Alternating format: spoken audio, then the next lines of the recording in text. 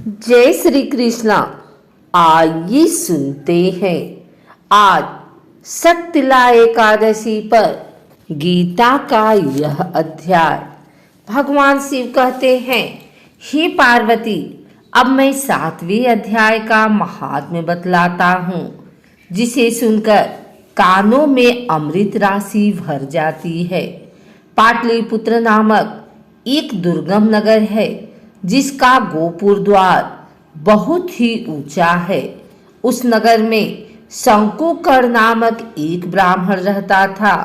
उसने वैश्यवृत्ति का आश्रय लेकर बहुत धन कमाया, किंतु न तो कभी पितरों का तर्पण किया और न देवताओं का पूजन ही।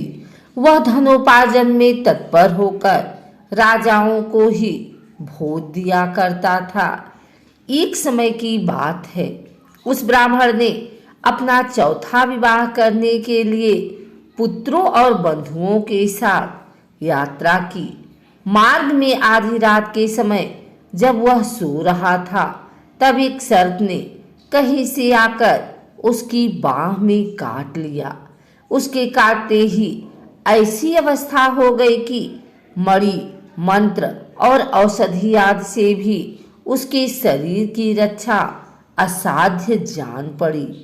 तत्पश्चात कुछ ही क्षणों में उसके प्राण पखेरु उड़ गए और वह प्रेत बना। फिर बहुत समय के बाद वह प्रेत सर्प योनि में उत्पन्न हुआ। उसका वित्त धन की वासना में बंधा था। उसने पूर्व वृतांत को स्मरण करके सोचा, मैंने घर के बाहर करोड़ों की संख्या में अपना जो धन गाड़ रखा है, उससे इन पुत्रों को वंचित करके स्वयं ही उसकी रक्षा करूंगा। सांप की योनि से पीड़ित होकर पिता ने एक दिन स्वप्न में अपने पुत्रों के समक्ष आकर अपना मनोभाव बताया। तब उसके पुत्रों ने सवेरे उठकर बड़े विस्मय के साथ एक दूसरे से स्वप्न की बातें कही। उनमें से मझला पुत्र कुदाल हाथ में लिए घर से निकला और जहां उसके पिता सर्प योनि धारण करके रहते थे, उस स्थान पर गया। यद्यपि उसे धन के स्थान का ठीक ठीक पता नहीं था, तो भी उसने चिन्हों से उसका ठीक निश्चय कर लिया और लोभ बुद्धि से वहां पहुंचकर बाबी को खोदना आरंभ किया। तब उस बाबी से बड़ा भयानक सांप प्रकट हुआ और बोला, ओ मूढ़, तू कौन है? किस लिए आया है? यह बिल क्यों खोद रहा है? किसने तुझे भेजा है? ये सारी बातें मेरे सामने बता। पुत्र, मैं आपका पुत्र हूँ। मेरा नाम शिव है। मैं रात्रि में देखे हुए स्वप्न से विस्मित होकर यहाँ का सुवर्ण लेने के कौतूहल से आया हूँ। पुत्र की यह वाणी सुनकर वह सांप हंसता हुआ उच्च स्वर से इस प्रकार स्पष्ट वचन बोला, यदि तू मेरा पुत्र है तो मुझे शीघ्र ही बंधन से मुक्त कर। मैं अपने पूर्व जन्म के गाड़े हुए धन के ही लिए सर्प योनि में उत्पन्न हुआ हूँ। पुत्र बोला, पिताजी, आपकी मुक्ति कैसे होगी? इसका उपाय मुझे बताइए, क्योंकि मैं इस रात में सब लोगों को छोड़कर आपके पास आया हूँ।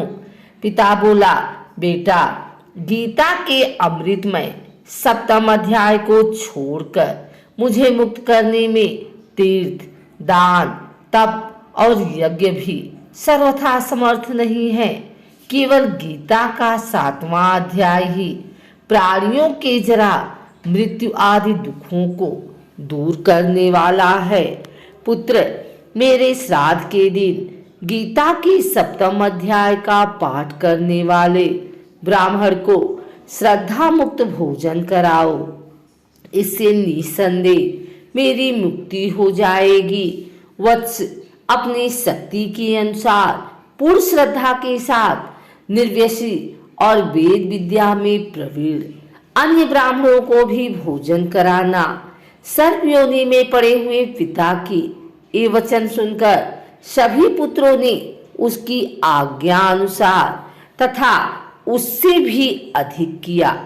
तब शंकुकर ने अपने सर्व शरीर को त्याग कर दिव्य देह धारण किया और सारा धन पुत्रों के अधीन कर दिया। पिता ने करोड़ों की संख्या में जो धन उनमें बांट दिया था, उससे वे पुत्र बहुत प्रसन्न हुए। उनकी बुद्धि धर्म में लगी हुई थी, इसलिए उन्होंने बावनी, कुआं, पोखरा, यज्ञ तथा देव मंदिर के लिए उस धन का उपयोग किया और रंगशाला भी बनवाई। तत्पश्चात 7वें अध्याय का सदा जप करते हुए उन्होंने मोक्ष प्राप्त किया। हे पार्वती, यह तुम्हें 7वें अध्याय का महात्म बतलाया, जिसके श्रवण मात्र से मानव सब पातकों से मुक्त हो जाता है।